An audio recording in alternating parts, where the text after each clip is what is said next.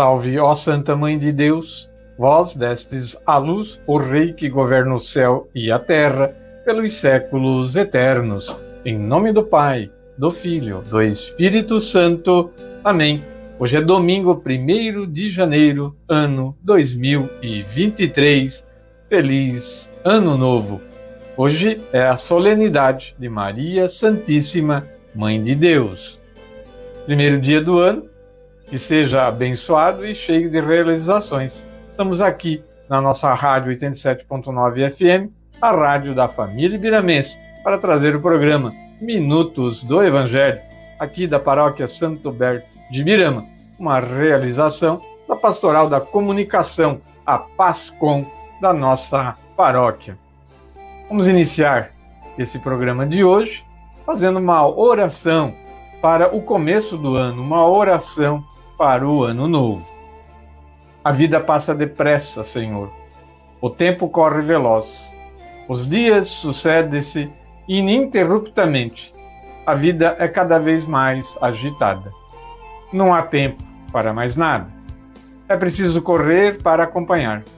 Mas hoje queremos parar um instante para falar convosco, Senhor.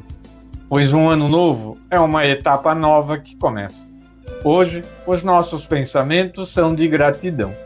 Seria difícil enumerar os benefícios recebidos até o dia de hoje. Queremos também pedir perdão, pois nem sempre levamos a vida a sério. Muitas vezes, deixamos de cumprir as nossas obrigações. Falhamos tremendamente nas relações com os outros. Perdoai-nos, Senhor. E hoje o programa Minutos com o Evangelho vai trazer os santos da igreja dessa última semana, que passou até o dia de hoje, até dia 1º. Momento com Maria, vamos falar dessa solenidade de Maria Santíssima, Mãe de Deus. Também teremos o Evangelho de Nosso Senhor Jesus Cristo, uma pequena reflexão deste Evangelho. E com a palavra à igreja, estaremos reprisando hoje o quadro do domingo passado, do dia de Natal, com a Ananda Bhakti. Será uma reprise, então. Em janeiro, o mês todo de janeiro, a gente vai estar reprisando esse quadro com algumas lideranças aí da nossa paróquia. Agenda, e compromissos da nossa paróquia. Músicas também vai ter. Então, que o primeiro dia deste ano, que se inicia, seja abençoado e que possamos manter o que está certo e, se for necessário, mudar o que está errado na nossa vida. É o propósito que devemos ter para esse início de ano. Manter o que está correto, melhorar o que está correto, corrigir, alterar o que está errado em nossa vida. Que assim seja.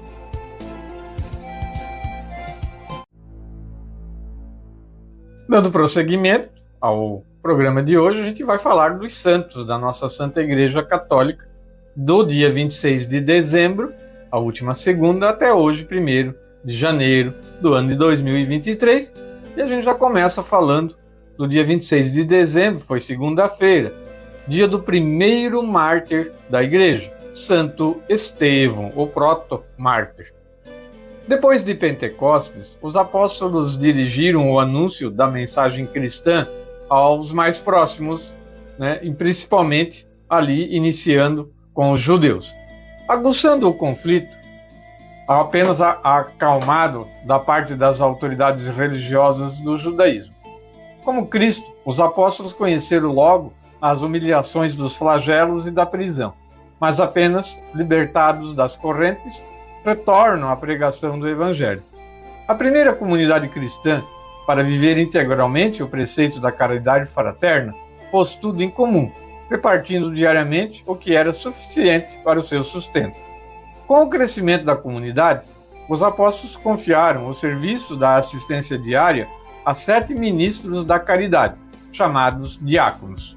Entre eles, sobressaiu o jovem Estevão, que além de exercer as funções de administrador dos bens comuns, não renunciava ao anúncio da Boa Nova, e o fez com tanto zelo e com tamanho sucesso, que os judeus, chegando de improviso, arrebataram-no e o levaram à presença do Sinédrio.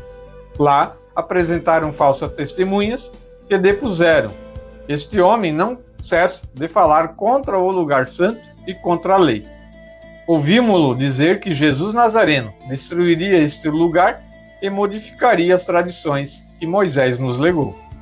Estevão, como se lê nos Atos dos Apóstolos, no capítulo 7, cheio de graça e de força, como pretexto de sua autodefesa, aproveitou para iluminar as mentes de seus adversários.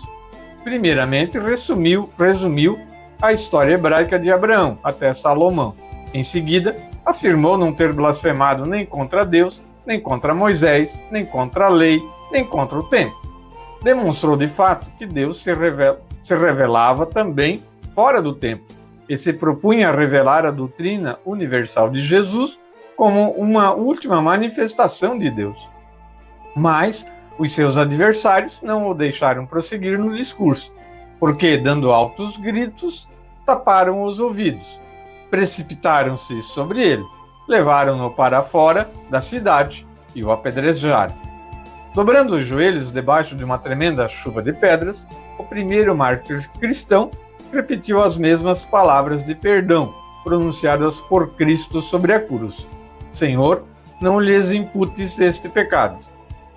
Em 415, a descoberta de suas relíquias suscitou grande emoção na cristandade. A festa do protomártir foi sempre celebrada imediatamente após as festividades de Natal. Esse foi, então, Santo Estevão, né? Dia 27 de dezembro, terça-feira, dia do apóstolo, né? São João, o apóstolo evangelista. João, filho de Zebedeu e de Salomé, irmão de Tiago Maior, de profissão era pescador, originário de Betsaida. Como Pedro e André, ocupa lugar de no primeiro plano do elenco dos apóstolos. O autor do quarto evangelho e também do Apocalipse será classificado pelo Sinédrio como indouto e inculto. No entanto, o leitor, mesmo que leia superficialmente os seus escritos, percebe não só o arrojo do pensamento, mas também a capacidade de revestir com criativas imagens literárias os sublimes pensamentos de Deus. A voz do juiz divino é como o mugido de muitas águas. João é sempre o homem da elevação espiritual, mais inclinado à contemplação que à ação. É a águia que, desde o primeiro bater das asas, se eleva às vertiginosas alturas do mistério trinitário. No princípio era o Verbo, e o Verbo estava com Deus, e o Verbo era Deus. Ele está entre os mais íntimos de Jesus, e nas horas mais solenes de sua vida, João está perto.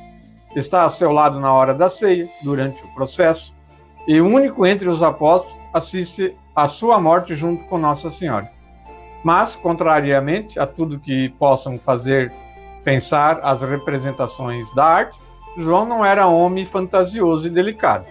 Bastaria o apelido humorista que o mestre impôs a ele e a seu irmão Tiago, filhos do trovão, para nos indicar um temperamento vivaz e impulsivo, alheio a compromissos e hesitações, até parecendo intolerante e cáustico. No seu evangelho, designa a si mesmo simplesmente como o discípulo a quem Jesus amava. Também, se não nos é dado indagar sobre o segredo desta inefável amizade, podemos adivinhar certa analogia entre a alma do Filho do Homem e a do Filho do Trovão. Pois Jesus veio à Terra não só trazer a paz, mas também o fogo. Após a ressurreição, João está quase constantemente ao lado de Pedro. Paulo, na carta aos Gálatas, fala de Pedro, Tiago e João como colunas da igreja. No Apocalipse, João diz que foi perseguido e degradado para a ilha de Patmos, por causa da palavra de Deus e do testemunho de Jesus Cristo. Conforme tradição unânime, ele viveu em Éfaso, em companhia de Nossa Senhora, e sob o imperador Domiciano, foi colocado dentro de uma caldeira de óleo fervendo, daí saindo ileso, e todavia com a glória de ter dado testemunho.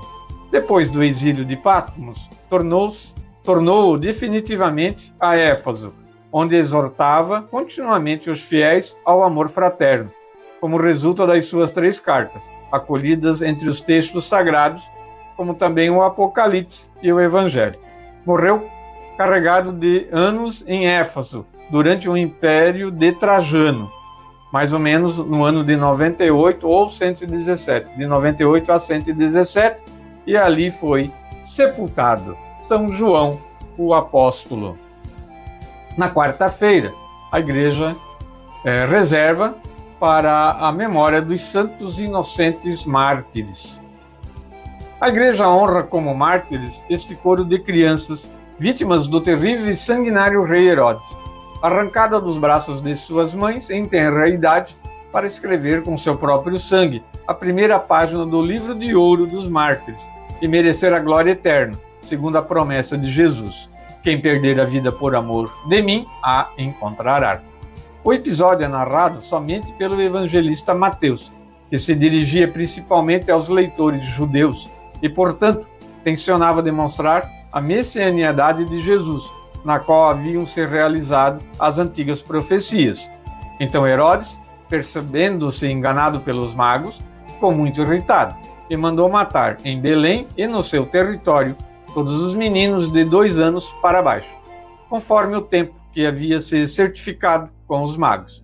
Então cumpriu-se o que fora dito pelo profeta Jeremias. Ouviu-se uma voz em Ramá, choro e grande lamentação. Raquel chora seus filhos e não quer consolação, porque não existem mais. A origem desta festa é muito antiga. Aparece já no calendário cartaginês do século IV e 100 anos mais tarde em Roma, no Sacramentário Leonino. Hoje, com a nova reforma litúrgica, a celebração tem caráter jubiloso e não mais de luto, como o era antigamente. E isto em sintonia com os simpáticos costumes medievais que celebravam nessa circunstância a festa dos meninos, do coro e do serviço do altar. Entre as curiosas manifestações, temos aquela de fazer descer os cônegos dos seus lugares ao canto do versículo. Depôs os poderosos do trono e exaltou os humildes. Desse momento em diante, os meninos revestidos das insígnias dos cônegos dirigiam todo o ofício do dia.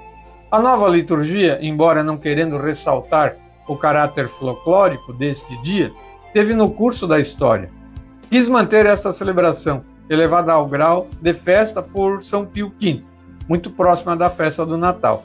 Assim colocou as vítimas inocentes entre os companheiros de Cristo, para circundar o berço de Jesus menino de um coro gracioso de crianças, vestidas com as cândidas vestes da inocência, pequena vanguarda do exército de mártires que testemunharão com o sangue sua pertença a Jesus Cristo, nosso Senhor.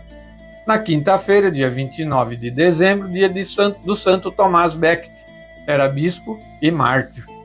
O arcebispo Teobaldo morreu em 1161 e Henrique II, graças ao privilégio dado pelo Papa, pôde escolher Tomás como seu sucessor à sede primaz de Canterbury. Ninguém, e muito menos o rei, podia prever que personagem tão comentado se transformaria subitamente em grande defensor dos direitos da Igreja e em zeloso pastor de almas. Ordenado sacerdote a 3 de junho de 1162 e consagrado bispo um dia depois, Tomás Becket não tardou a indispor-se com o soberano. As constituições de Clarendon, de 1164, tinham atualizado certos direitos régios abusivos e já em desuso. Tomás Becket negou-se, por isso, a reconhecer as novas leis e escapou da ira do rei, fugindo para a França, onde ficou 6 anos no exílio, levando vida ascética num mosteiro cisterciense. 4 cavaleiros armados foram para Canterbury. O arcebispo foi avisado, mas ficou no seu lugar. O medo da morte não deve fazer-nos perder de vista a justiça. Recebeu os sicários do rei na catedral, vestido com os paramentos sagrados. Deixou-se apunhalar sem opor resistência, murmurando: aceito a morte pelo nome de Jesus e pela Igreja. Era o dia 23 de dezembro de 1170. 3 anos depois, o Papa Alexandre III o inscreveu no catálogo dos santos. Sexta-feira, dia 30 de dezembro, a Igreja reserva para a Sagrada Família de Nazaré. Após o Natal, a Igreja põe diante de nossos olhos, para serem contemplados, os detalhes, os diversos quadros que se sucederam ao grande acontecimento. Chama a atenção de modo especial a realidade da família, a Sagrada Família de Nazaré, Jesus, Maria e José. Deus, que é todo-poderoso, poderia inventar outras formas para seu filho vir ao mundo e salvá-lo, mas quis que tudo acontecesse pelo meio mais comum, ou seja, uma família humana. Com tudo o que isso significa: casa, trabalho, afeto, dificuldades mil, enfermidades, vizinhança, envolvimento com a sociedade e daí por diante. No entanto, esta família foi pensada justamente no céu, no seio da Trindade, por ser um de seus mais lindos reflexos aqui na Terra. Ela é sagrada. Tudo que faz parte do plano de Deus tem esta sacralidade característica. O sagrado é separado do resto e preservado pelo imenso valor, enquanto portador de tesouros destinados ao bem de todos os filhos do Senhor. Nunca o sagrado seja visto pelos cristãos como ameaça ou proibição, mas sempre como ideal a ser acolhido e alcançado, para que não falte a graça de Deus. A sagrada é aquela família pela presença de Maria, Virgem e Mãe, escrava do Senhor, a qual se deixou revestir da palavra de Deus, pronta a servir e amar, discípula de seu próprio filho, esposa, mãe e viúva, mulher forte, como a vemos aos pés da cruz, mulher da prece e do louvor, no testemunho do Magnificat. Sagrada é a família, porque é conduzida por José, homem elogiado por uma expressão riquíssima de significado na Escritura, justo, o oposto do ímpio. Nenhuma palavra sua foi registrada na Bíblia, mas o que ele fez, as sábias decisões tomadas para ser fiel a Deus, tudo resume à altura que chegou aquele carpinteiro de Nazaré. Sagrada Família, porque sua razão de ser era o acolhimento do Messias Salvador, Jesus Cristo, Filho de Deus, chamado Filho do Homem. Sagrada Família, porque tabernáculo protetor da presença de Deus conosco, o Emanuel. Vamos ouvir uma música e a gente já termina os santos de hoje.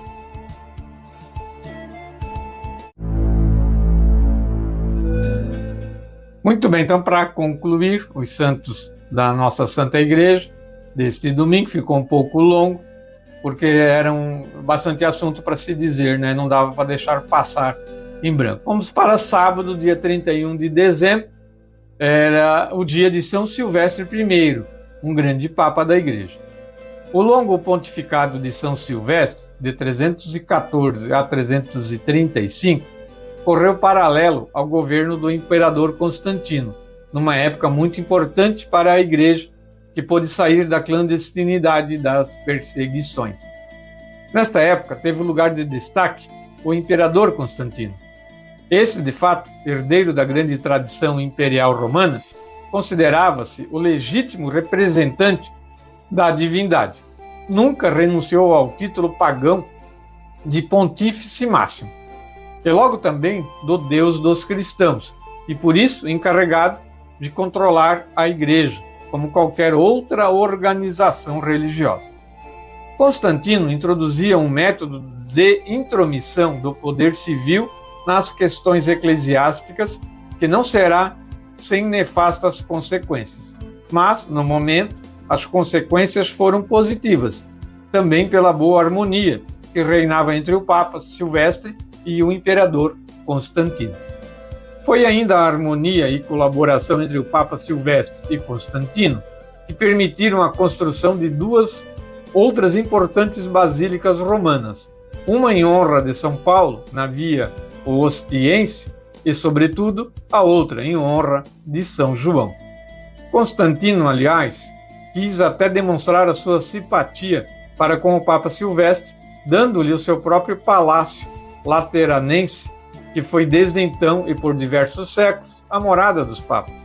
Não lhe deu, todavia, como afirma o martirológico romano, a satisfação de administrar-lhe o batismo, que Constantino só recebeu na hora da morte, quando se converteu de fato, né? São Silvestre morreu em 335, né? 335. E hoje, domingo, dia 1º de janeiro, ano de 2023, a Igreja faz a solenidade a Maria Santíssima, Mãe de Deus. Nós falaremos disso agora a seguir, no Momento com Maria. Mas vamos dar uma pincelada. A solenidade de Maria Santíssima, Mãe de Deus, é a primeira festa mariana que apareceu na Igreja Ocidental. A Natividade de Santa Maria começou a ser festejada em Roma no século IV, provavelmente junto com a dedicação de uma das primeiras igrejas marianas de Roma, a de Santa Maria Antiga, no Fórum Romano, ao sul do Templo dos Castores. Deus se fez carne por meio de Maria, começou a fazer parte de um povo, constituiu o centro da história. Ela é o ponto de união entre o céu e a terra. Sem Maria, desencarna-se o Evangelho, desfigura-se e transforma-se em ideologia, em racionalismo espiritualista. Apresentar-se a Maria como a mulher que, com a sua ação, favoreceu a fé da comunidade apostólica em Cristo e cuja função materna se dilatou, vindo a assumir no Calvário dimensões universais. Isso é do documento de Puebla, número 301 e 302. Muito bem, chegamos ao final então dos santos da nossa Santa Igreja deste domingo. Peçamos que todos os santos da Igreja roguem por nós, porque sim, nós somos pecadores. Bom, primeiro bloco do programa deste domingo.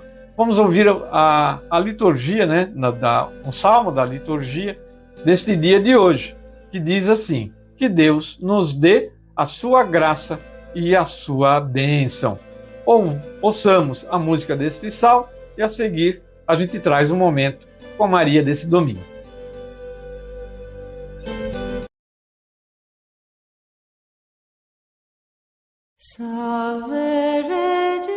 Maria Santíssima, Mãe de Deus. Hoje é dia 1º de janeiro, é o dia da solenidade desta festa. Vamos falar disso no Momento com Maria de hoje. A solenidade de Maria Santíssima, Mãe de Deus, é a primeira festa mariana que apareceu na Igreja Ocidental. Originariamente, a festa nasceu para substituir o costume pagão das striane, ou dádivas, cujos ritos não eram condizentes com a santidade das celebrações cristãs. A Natividade de Maria começou a ser festejada em Roma no século IV, provavelmente junto com a dedicação de uma das primeiras igrejas marianas de Roma, a de Santa Maria Antiga, no Fórum Romano, que fica ao sul do Templo dos Castores. Sua liturgia estava ligada à do Natal. O dia 1º de janeiro foi chamado da oitava do Senhor. Lembrando o rito que se cumpriu 8 dias após o nascimento de Jesus, proclamava-se o Evangelho da circuncisão. O Evangelho vai ser lido hoje, na liturgia de hoje. A circuncisão dava nome também à festa que inaugurava o Ano Novo. A última reforma do calendário trouxe ao dia 1º de janeiro a festa da maternidade divina. Então, desde 1931, essa festa era celebrada no dia 11 de outubro, lembrando o concílio de Éfeso, que foi em 431. Esse concílio proclamou solenemente uma das verdades mais caras do povo católico. Maria é verdadeira mãe de Cristo e ele é verdadeiro filho de Deus. Nestório, um grande herege da igreja, teve a ousadia de declarar: porventura pode Deus ter mãe? Bom, nesse caso não podemos condenar a mitologia grega, que atribui mãe aos deuses. E é um pensamento desse herege. Mas aí a gente recebe o grande São Cirilo de Alexandria, que replica: dir-se-á, a Virgem é mãe da divindade? Ao que responderemos: o verbo vivo, subsistente, é gerado pela própria substância de Deus Pai. Existe desde toda a eternidade. Mas ele se encarnou no tempo, e por isso pode-se dizer que nasceu de mulher. Jesus, filho de Deus, nasceu de Maria. É desse sublime e exclusivo privilégio que derivam à Virgem todos os títulos que lhe atribuímos. Também podemos fazer entre a santidade individual de Maria e sua maternidade divina distinção sugerida pelo próprio Cristo. Uma mulher levantou a voz do meio da multidão e lhe disse: Bem-aventurado o ventre que te trouxe e os peitos que te amamentaram. E Jesus replica: Mas bem-aventurados são os que ouvem a palavra de Deus e a praticam. E aqui a gente coloca Maria já como dando o sim a Deus, e aí confirmando essa palavra de Cristo, que ela cumpriu o que Deus pediu a ela. Na realidade, Maria, filha de Adão, quando ela se consente na palavra divina, ela se faz mãe de Deus. E abraçando a vontade salvífica de Deus com todo o coração, não retida por nenhum pecado, consagrou-se totalmente como a serva do Senhor, a pessoa e obra do seu Filho. A gente sempre diz que Maria foi a primeira discípula de Cristo, antes mesmo de recebê-lo em seu ventre. Servindo sob ele, com ele, por graça de Deus onipotente, ao mistério da redenção. Deus se fez carne por meio de Maria. Começou a fazer parte de um povo, constituiu o centro da história através de Maria. Ela é o ponto de união entre o céu e a terra. É a ligação, é a medianeira entre a terra e o céu, ou o céu e a terra. Sem Maria, desencarna-se o Evangelho, desfigura-se e transforma-se em apenas ideologia, em puro racionalismo espiritualista. Paulo VI assinala a amplidão do serviço de Maria com palavras que têm eco muito atual em nosso continente. Ela é a mulher forte que conheceu a pobreza e o sofrimento, a fuga e o exílio. Situações estas que não podem escapar à atenção de quem quiser dar apoio, com o espírito evangélico, às energias libertadoras do homem e da sociedade. Apenas lembremos, que a liberdade que Deus prega não é a mesma que o homem quer. Muito longe disso. E aí a gente coloca Maria como a mulher, a primeira, não a primeira, mas uma das mulheres usadas por Deus para desenvolver o reino dele aqui na Terra. E Maria tem um papel fundamental, pois recebe o Cristo através do seu sim e da sua submissão, não através da sua revolta, e da sua tentativa de querer se incluir no reino de Deus à força, enfiando goela abaixo os seus ideais e as suas ideologias. Maria não é esse tipo de mulher, muito menos a nossa sociedade devia usá-la para pregar esse tipo de coisa. Ela então se apresenta como a mulher que com sua ação favoreceu a fé da comunidade apostólica em Cristo e cuja função materna se delatou, vindo a assumir no Calvário dimensões universais. Então a gente vê Maria desde a concepção até a ascensão do Cristo, presente em todos os momentos. E após a ascensão do Senhor, Maria também fica ali, dando força ao início da igreja. Então Maria é, com certeza, a mãe do nosso Senhor e a mãe da igreja. A mulher forte, mulher dedicada, mulher submissa, mas nem por isso deixou de ser tão importante. Ó Maria concebida sem pecado, rogai por nós que recorremos a vós.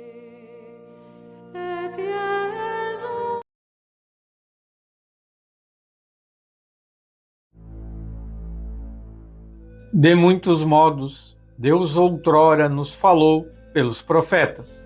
Nestes tempos derradeiros, nos falou pelo seu Filho. O Senhor esteja conosco, Ele está no meio de nós. Proclamação do Evangelho de nosso Senhor Jesus Cristo, escrito por São Lucas. Glória a vós, Senhor. Naquele tempo, foram a toda pressa e encontraram Maria, José e o menino deitado na manjedoura. Vendo isto, tornaram conhecido o que lhes tinha sido dito acerca deste menino. Todos os que ouviram se admiraram das coisas que lhes diziam os pastores. Maria conservava todas estas coisas, meditando-as no seu coração. Os pastores voltaram, glorificando e louvando a Deus por tudo o que tinham ouvido e visto, conforme lhes tinham sido dito. Depois que se completaram os 8 dias para ser circuncidado o menino, foi-lhe posto o nome de Jesus, como lhe tinha chamado o anjo, antes que fosse concebido no ventre materno. Palavras da salvação. Glória a vós, Senhor. Ó Deus, fonte de toda luz, suplicamo-vos que iluminai nosso entendimento. Dai-nos um espírito diligente e dócil e um desejo eficaz de aplicar o que ouvimos para a glória de Deus, a santificação de nossas almas e a salvação do próximo. Amém. E a reflexão desse texto do Santo Evangelho de hoje, da solenidade de Maria, Mãe de Deus, vamos ouvir agora então. Nós estamos iniciando um novo ano civil. A gente fala ano civil porque o ano litúrgico é diferente, né? Na verdade já começou. Mas vamos falar então do ano civil. Nós começamos esse ano civil celebrando a solenidade de Maria, Mãe de Deus e nós. A Igreja, neste domingo, coloca essa data como sendo essa solenidade. O Evangelho de hoje está mais enfocado na pessoa de Jesus do que, na verdade, na de Maria. Claro, os evangelistas sempre procuraram dar mais ênfase, e não poderia ser diferente, à pessoa do Cristo. Temos também a presença marcante dos pastores, pessoas simples e pobres, mas são eles os primeiros a tomar conhecimento do recém-nascido. Eles partem em busca do Cristo e, após o encontro, tornam-se os primeiros anunciadores da chegada do Salvador da humanidade. Essa é a boa notícia, que traz muita alegria e esperança ao povo que aguarda a realização das profecias. Então, iniciar Ano Novo sob a proteção de Maria é sempre motivo de muita alegria. Ao longo do ano, procuremos, a exemplo dos pastores, ser pessoas que apontam caminhos de esperança e otimismo ao povo, frente aos desafios e dificuldades. Aprendamos de Maria a observar e a meditar sobre os fatos e as notícias que nos chegam diariamente, para descobrirmos os caminhos de Deus, que se revelam também no meio do caminho tortuoso. Deus age através das pessoas e dos acontecimentos. Saibamos discernir a mão de Deus presente nos altos e nos baixos da vida, e sempre haverá altos e baixos. Quero trazer também 2 parágrafos do nosso Catecismo da Santa Igreja para ilustrar um pouquinho e fazer essa ligação do Evangelho ao Catecismo e também a essa solenidade de hoje, né? Essa solenidade tão importante. Muito bem. 723. Em Maria, o Espírito Santo realiza o desígnio benevolente do Pai. É pelo Espírito Santo que a Virgem concebe e dá à luz o Filho de Deus. Então, a sua virgindade torna-se fecundidade única pelo poder do Espírito e da fé. Isso a gente vê no Sim de Maria. No 724 do Catecismo da nossa Santa Igreja, diz assim: em Maria, o Espírito Santo manifesta o Filho do Pai, feito Filho da Virgem. Ela é a sarça ardente da teofania definitiva. Cheia do Espírito Santo, mostra o Verbo na humildade da sua carne. E é aos pobres e às primícias das nações que ela dá a conhecer, né? Conforme eu falei, o Catecismo da nossa Santa Igreja. E finalizo com o complemento do Catecismo da nossa Santa Igreja, que é o Compêndio do Catecismo, com uma pergunta no número 142 do Compêndio. Qual é a obra do Espírito Santo em Maria? É uma pergunta, né? Qual é a obra do Espírito Santo em Maria? E o Compêndio responde: em Maria, o Espírito Santo realiza as expectativas e a preparação do Antigo Testamento para a vinda de Cristo. É o elo de ligação. De forma única, enche-a de graça e torna fecunda sua virgindade para dar à luz o Filho de Deus encarnado. Faz dela a mãe do Cristo total, isto é, de Jesus, cabeça, e da Igreja, que é o seu corpo. A ligação de Maria, né, com a Igreja. Maria está com os 12 no dia de Pentecostes, quando o Espírito inaugura os últimos tempos, com a manifestação da Igreja. Então é Maria ali, toda a vida junto, desde o início, desde a aclamação e da amostra do anjo, né, ao verbo encarnado, que seria constituído após o sim de Maria, que ela o deu. E dali em diante, Maria faz parte de todo momento da vida de Jesus, e inclusive também do trabalho e da evangelização dos apóstolos. Que o Senhor nos ilumine e nos mostre o caminho correto a seguir. Amém.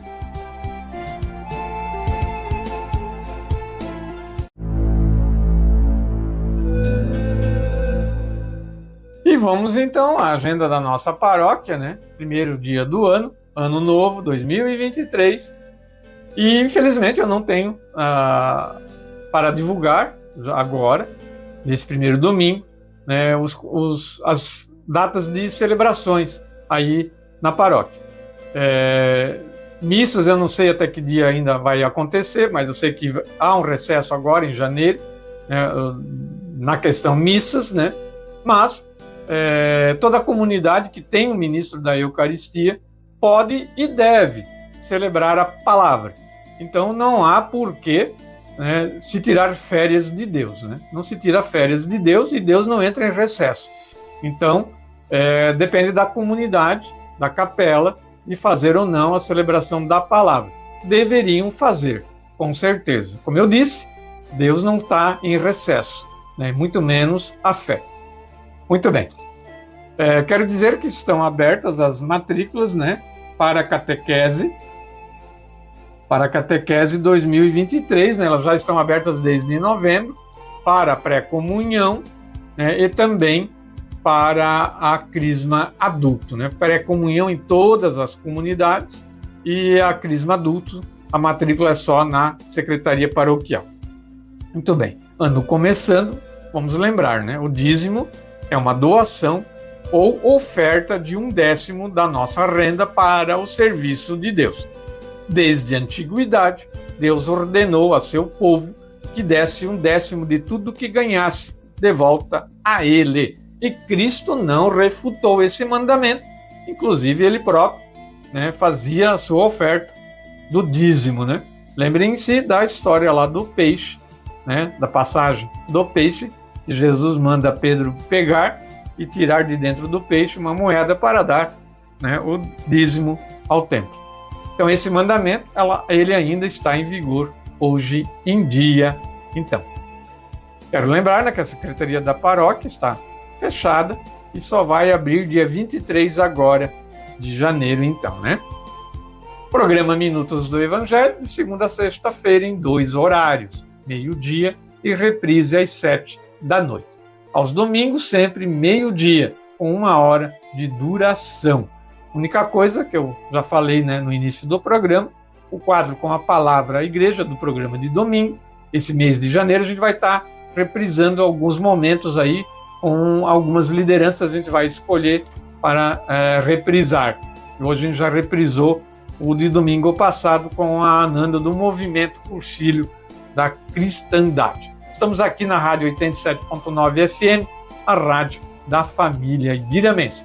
Quero dizer, nesse primeiro domingo do ano, que a Pastoral da Comunicação aqui da nossa paróquia, né, emanada com a Pastoral da Comunicação da Diocese e também com a Pastoral da Comunicação Brasil, a gente vai estar desenvolvendo aí o trabalho de anunciação e de colaboração com o Reino de Deus nesse ano 2023. Então aí as comunidades, as capelas, as lideranças podem contar conosco. Estamos à disposição para auxiliar na divulgação do Evangelho de nosso Senhor Jesus Cristo. Quero dizer que a própria Santa Sé, né, dedica e muito à Pastoral da Comunicação e faz uma grande necessidade que toda paróquia tenha essa pastoral em funcionamento. Tanto é por isso que a gente está nesse trabalho aqui na nossa paróquia Santo Huberto. Esperamos contar aí com o apoio e colaboração de todas as lideranças. Sem eles, a gente não vai conseguir realizar o trabalho. Estamos à disposição para qualquer apoio. Vamos encerrar o nosso programa deste domingo fazendo uma oração, a oração para o começo do ano. A vida passa depressa, Senhor. O tempo corre veloz. Os dias sucedem-se ininterruptamente. A vida é cada vez mais agitada. Não há tempo para mais nada. É preciso correr para acompanhar. Mas hoje queremos parar um instante para falar convosco. Senhor, pois um ano novo é uma etapa nova que começa. Hoje os nossos pensamentos são de gratidão. Seria difícil enumerar os benefícios recebidos até o dia de hoje. Queremos também pedir perdão, pois nem sempre levamos a vida a sério. Muitas vezes deixamos de cumprir as nossas obrigações. Falhamos tremendamente nas relações com os outros. Perdoai-nos, Senhor. Com o começo do ano novo, queremos iniciar uma vida nova, uma vida mais autêntica e mais sincera. Acompanhai-nos, Senhor, em cada dia. Firmai nossos passos no caminho do bem. Derramai a paz e o amor nos nossos corações, para que possamos construir um mundo novo, onde reine a paz, a justiça e a fraternidade, onde se luta para acabar com a miséria, para aliviar os sofrimentos alheios. Assim, a vossa presença marcará cada vez mais o nosso mundo. Fortalecei-nos, Senhor, na luta e guiai-nos hoje e sempre. Amém. E para encerrar o programa, vamos pedir a bênção de Deus Pai Todo-Poderoso sobre todos nós, sobre nossa família, e que 2023 seja um ano abençoado, apesar das dificuldades que possamos encontrar no nosso caminho, e peçamos que Nossa Senhora, Mãe do Senhor, nos oriente neste caminho novo que inicia hoje. Em nome do Pai, do Filho, do Espírito Santo. Amém. Ouçamos a nossa última música de hoje.